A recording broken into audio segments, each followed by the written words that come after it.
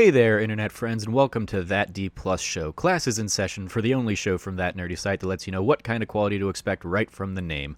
I'm your host, Trevor Starkey, and each week I sit down with guests to talk about a Disney Plus offering of their choosing. This show is made possible entirely by the support of our patrons over at patreon.com/thatnerdysite.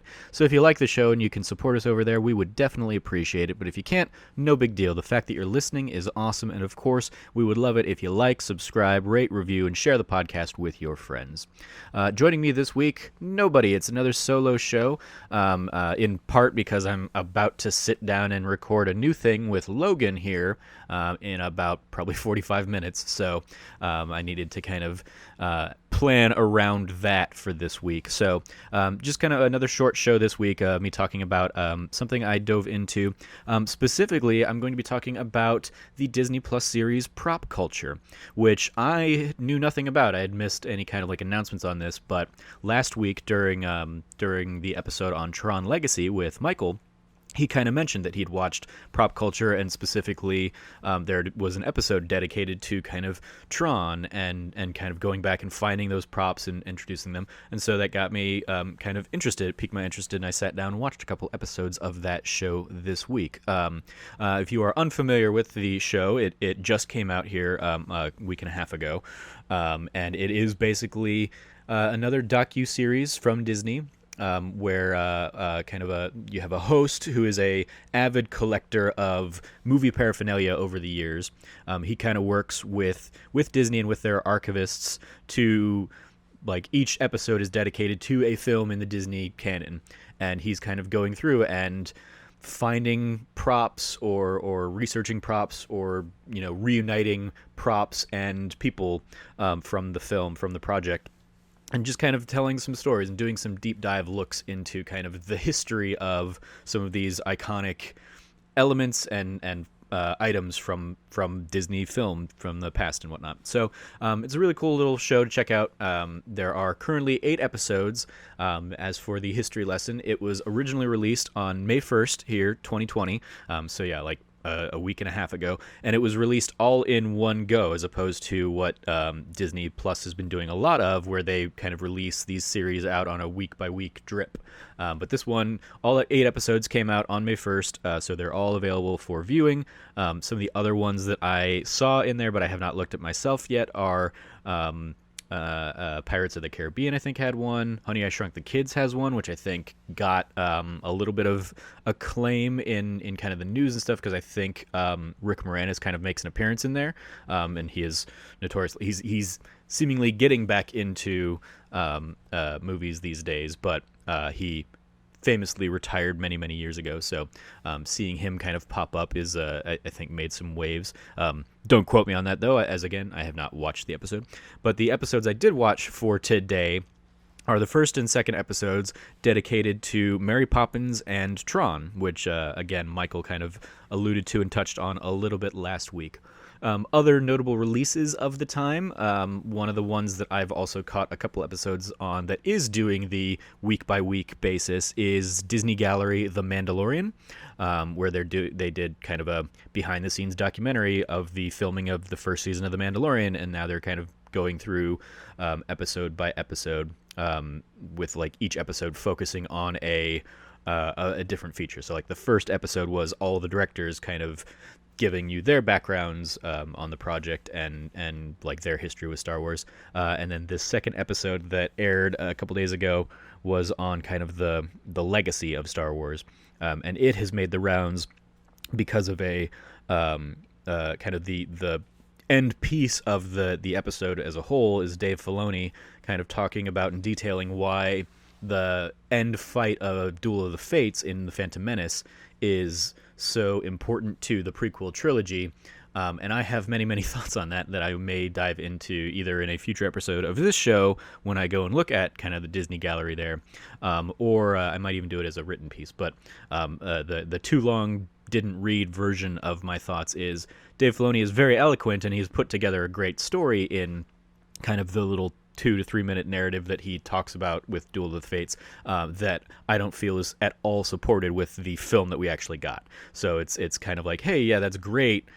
The ideas that he's talking about there are wonderfully poetic, in relation to Qui-Gon Jinn and his role as, a potential mentor for Anakin, but I don't think the movies at all support kind of the narrative that he tells. So I find that to be a huge disconnect between kind of the theorizing that he talks about, or that maybe he and George Lucas have talked about or something like that, versus what we actually got in the Phantom Menace film. So again, I might sit down and write a longer form piece kind of refuting or detailing my argument there, but that is for another day. So in terms of the roll call of this series, you have a couple creators here. It is a docuseries, so it's not, very director or writer focused. You've got a couple creators. Jason C. Henry, who has been a producer on various shows over the years, including Fear Factor and Wipeout. And then you have Dan Lanigan, who is the kind of other creator, and he's also kind of your main host of this series. He is the very enthusiastic kind of collector of film paraphernalia. He was a producer on a show that I'd never heard of, but it caught my interest in IMDb. He was a producer of a reality competition show called Race to the Scene, which was hosted by Dolph Lundgren, I want to say in like 2013, I think is when this came out. And it was basically contestants would race to iconic movie locations.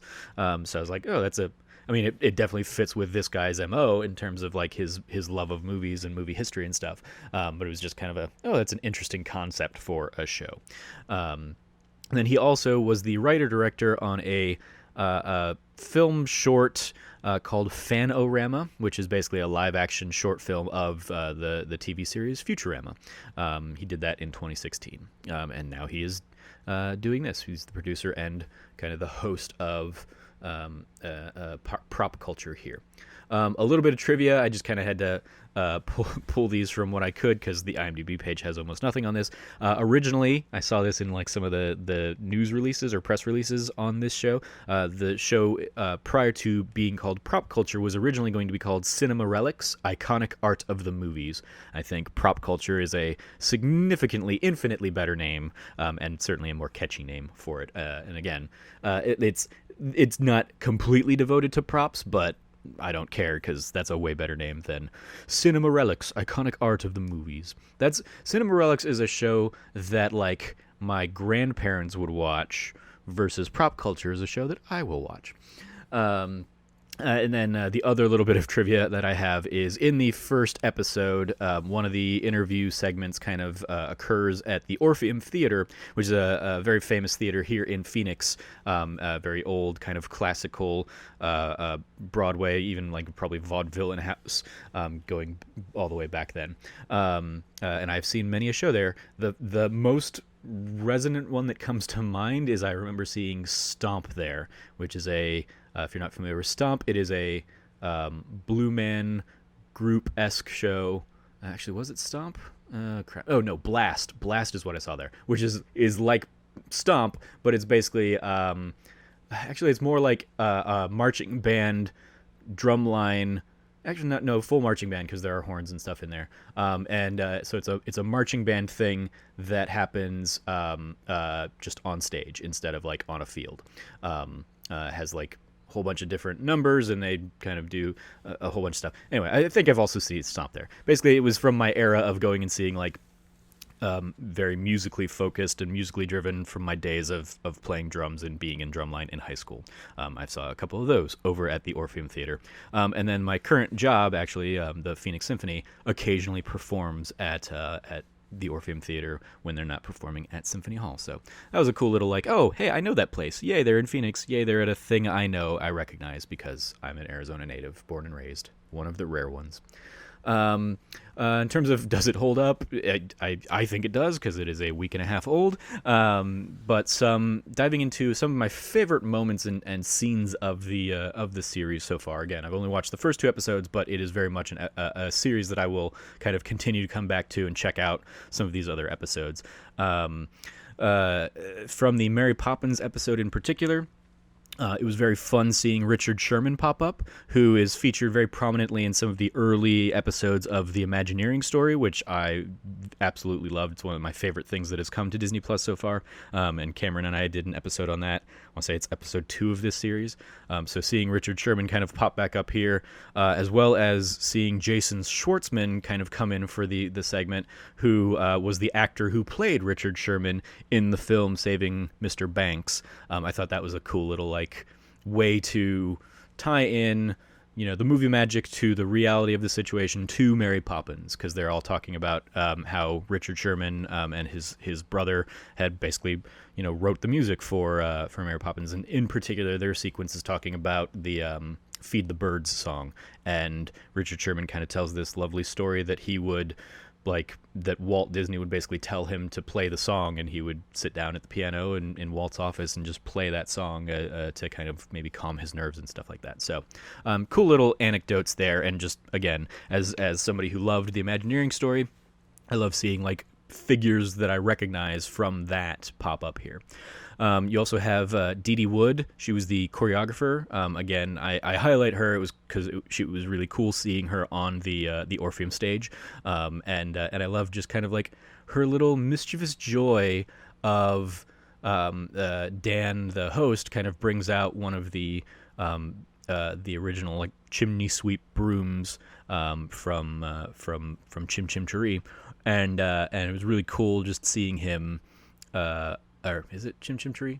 Yeah, right? I don't know. It's been a while since I've seen that movie. The one with all the chimney sweeps on the rooftops. Step in Time, I guess. Probably. Yeah. Whatever. Anyway, seeing her just overrun with emotion by just seeing that physical thing, and her just mischievously kind of taking one bristle out of it, while Dan clearly looks at the camera and kind of the producers behind the scenes I don't know what to do. She I can't tell her no, right? And because he's handling it with gloves and everything to keep it in a more pristine state. So it was just I loved that moment in that episode. And then lastly from that episode, there's a moment where Karen Dotrice, who played Jane Banks in the original film some 56 years ago, she gets reunited with her old dress, and she had brought her the hat from her costume to kind of her meeting with Dan. So it was a nice little thing, and she has a particular moment where she pulls the dress out of the bag and says, "Hello, old friend." And it was just a very, very sweet and sincere moment that kind of really fulfilled the promise that Michael had kind of introduced or put in my mind last week when we talked about it, or when he talked about it briefly, of it's these actors getting to see these props or these costumes for the first time since they did the film all those years ago, and just kind of the memories and the emotions that come flooding back as a result of that, as a result of something that for whatever segment of the population is a very powerful and emotional and resonant kind of film, both Mary Poppins and, as we discussed last week, kind of the original Tron. Speaking of which, the Tron episode being the second one I caught, a couple of my favorite little moments from that one feature kind of the intro and the outro of the episode are basically looking at the Flynn's Arcade sign, and the intro is it's really run down. You've got kind of the neon piping kind of all scattered, all thrown all over the place. It has seen better days, and they plug it in, turn it on, and only one of the letters or something, 1.5 letters light up, and so they kind of introduce it as it's going to be a restoration project, while still trying to fix it, but also respect and honor kind of the original design of it. And then you get to come back and see it kind of at the end of the episode, and they go and plug it in, and everything lights up, and it's just a beautiful kind of they did a great job kind of restoring it. And in particular, knowing that remembering back to my high school chemistry classes and the all the stuff that goes into neon signs and trying to maintain and manage neon signs, I was like, oh yeah, that guy knows some chemistry stuff. So good for the guy who ended up restoring the Flynn sign. And then also kind of echoing again what Michael said last week, Bruce Boxleitner, the original Tron, got to kind of get reunited with his costume from the film all these years later, and kind of tells stories that he remembered on set. It was a very revealing costume, and so he remembers kind of talking about how he and some of the other cast members would basically be encouraged to go to the commissary for lunch wearing their cast robes, basically, rather than just their costumes and they had like to wear dance belts and stuff like that. And so it was very funny little stories to kind of highlight the realistically very absurd nature of the costumes that they were wearing at the time. And then lastly, the whole kind of closing segment of that episode features Dan, the host, going and meeting with Steven Lisberger, the original director of Tron, the original writer and director of Tron, who like the introduction to him is not some tech guru guy who you would think of as somebody who kind of foresaw so much of what we exist in today with his ideas behind Tron, but it is instead a guy who's working on a lathe. He's doing woodworking. He has a yurt. He is very kind of he is gone a complete 180 and has gone into kind of the almost pseudo hippie, very naturalist kind of lifestyle.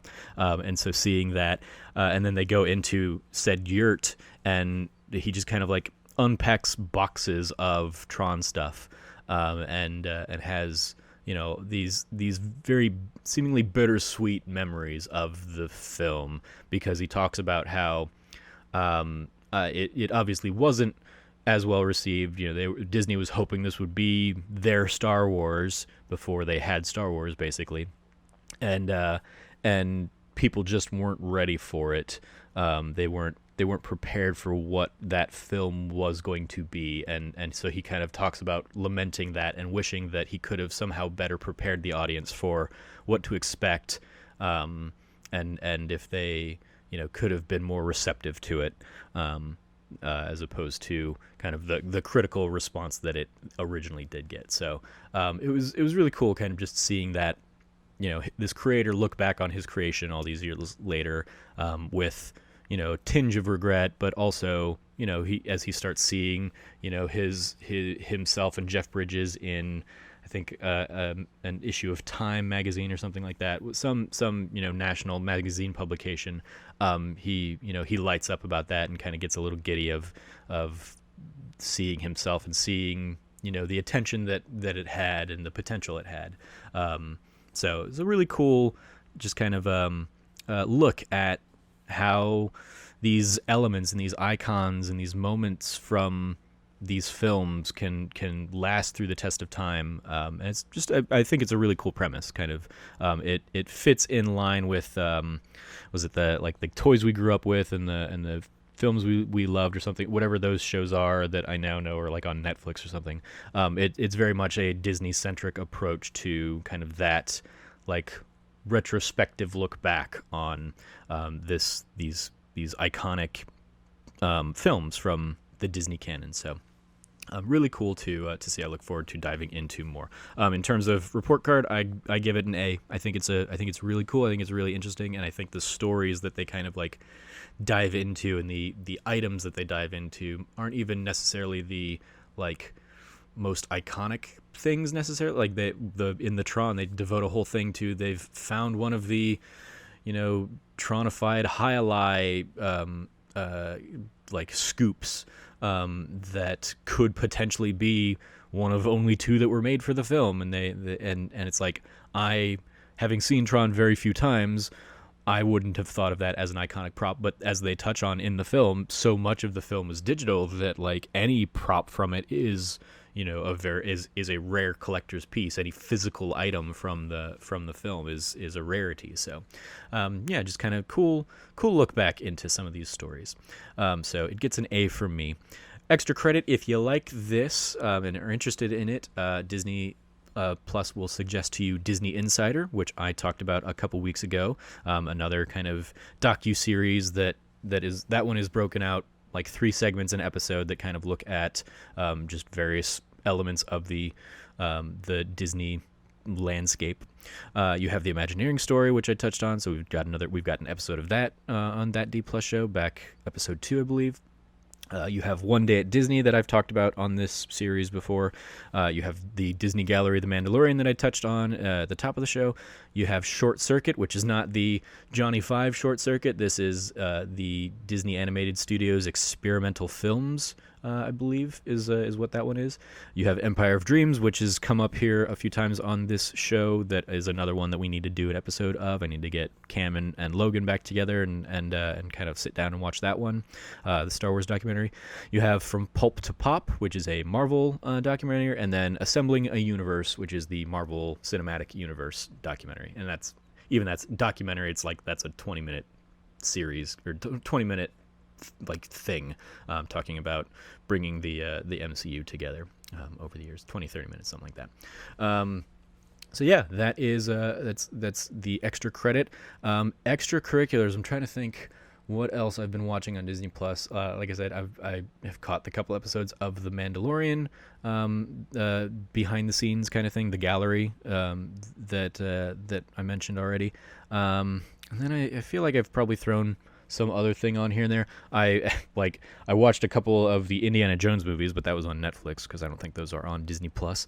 So I watched those elsewhere. But yeah, I don't know if there's anything else Disney Plus specific that I have watched in the last week or so. But check out the Disney Gallery on The Mandalorian, because I think it's a cool, interesting look at how they made that show, and I like that they're kind of tackling it theme by theme each week. So yeah, that's going to do it for this week's episode of That D Plus Show. Again, another short solo episode for me here. Thank you for joining me to discuss prop culture, and thank you to my guest last week, Michael, for kind of planting that bug in my ear to sit down and watch it. You can follow me at Trevor J. Starkey on Twitter, and the plug I will make is, like I said, I'm about to sit down and record something with Logan that should be going live later this week, so keep an eye out for that.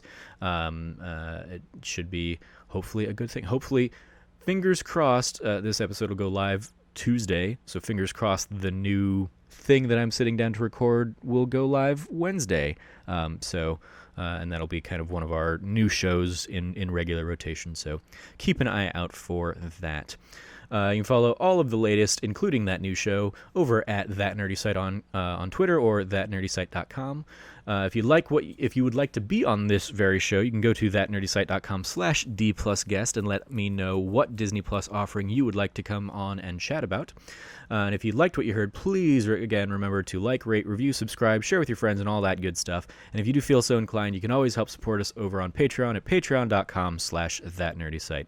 Thank you for joining me. As always, stay nerdy, be good to each other, and class dismissed.